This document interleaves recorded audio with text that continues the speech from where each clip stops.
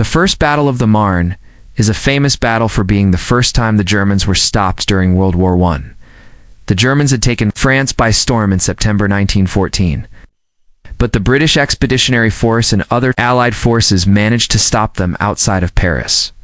This victory stopped the German advance and ushered in 2 years of deadly stalemate along the Western Front. But why was this battle so important? How did the Allies stop the Germans? And what were the consequences of the battle?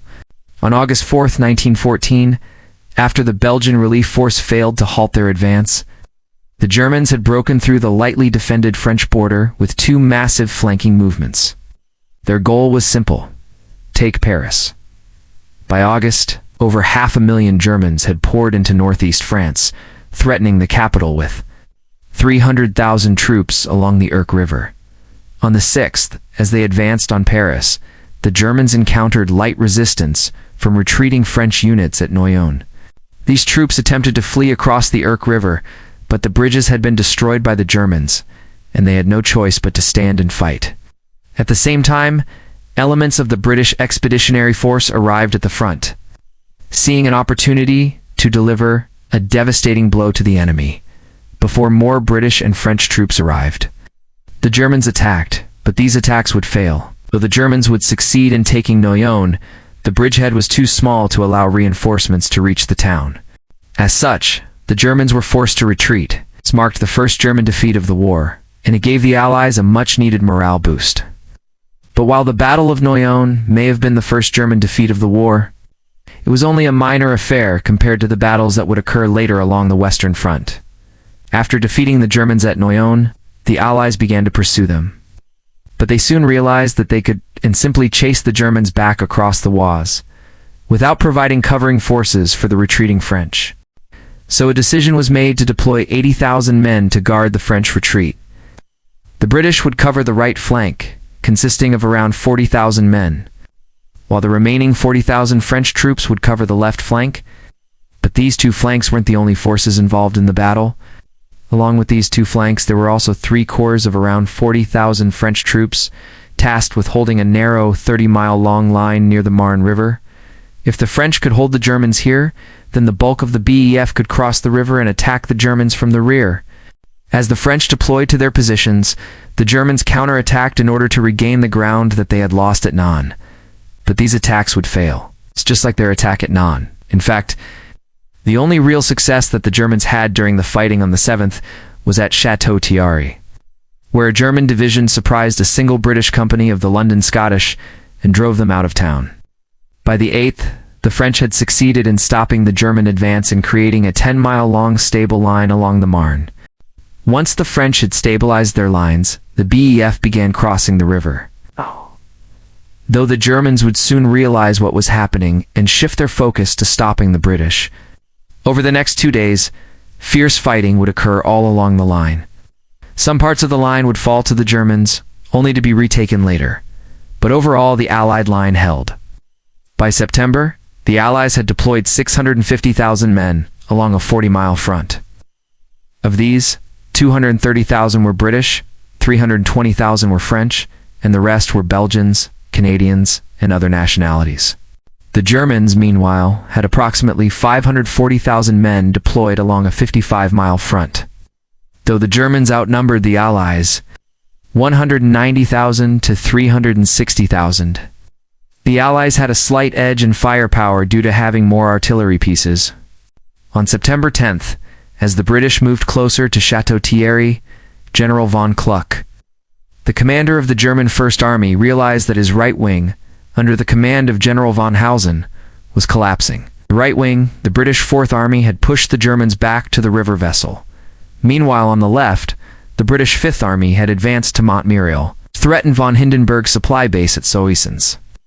As he realized that his army was at risk of collapse, von Kluck ordered General von Bissing's Second Army to turn towards its right and assist von Hausen.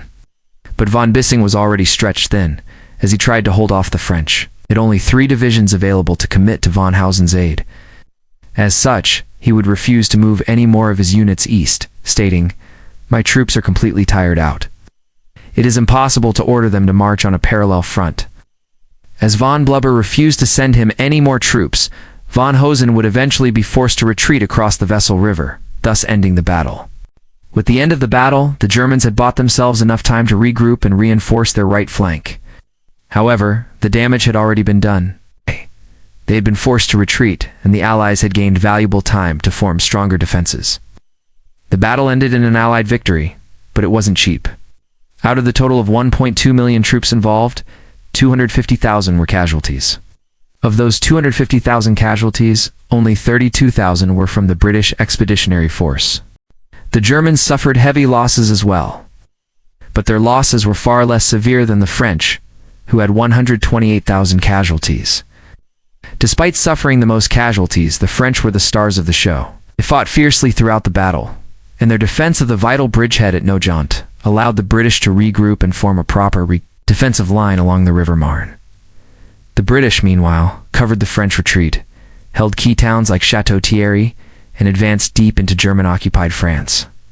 They achieved everything that they had hoped to do when they entered the war. Overall, the battle went very well for the Allies. Not only had they repelled a German invasion, but they had also advanced into France and shown that the Germans were not invincible. Though the battle was a strategic victory for the Allies, it would soon turn into a political defeat. Following the battle, the British and French governments claimed victory and went to great lengths to downplay their losses. The French especially wanted to put on a good face following the battle, because they were worried about a potential revolution in Paris. With heavy casualties and no end in sight for the war, many Parisians had begun to grow discontent with the government. In response, the French government censors heavily suppressed news of the battle-esque casualties and instead emphasized the positive aspects of the battle. This victory parade, as it were, would fail, however. On October, a group of disgruntled citizens stormed the offices of a conservative newspaper and killed two of its leading members. Soon, thousands of protesters flooded the streets of Paris, clashing with police. The general strike that followed resulted in the resignation of the French government. While the political fallout from the battle was a disaster for the French, it didn't affect the military outcome of the war. In fact, the battle marked the end of large-scale offensive operations for the Germans. The German Empire would spend the remainder of the war trying to achieve breakthroughs along the Western Front. But they never came close to achieving the kind of success that they had in 1914. The reason for this is simple. The French and British used the time gained during the battle to dig in and form strong defensive works. These defensive works consisted of trenches, barbed wire, machine gun nests, and minefields. No matter where the Germans attacked along the Western Front, they were met with withering fire from these defensive works.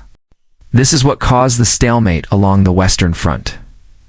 In conclusion, the First Battle of the Marne was a decisive Allied victory that halted the German advance into France and led to the stalemate of trench warfare along the Western Front. The French played a key role in repelling the German invasion, buying the British time to regroup and form a proper defensive line along the River Marne.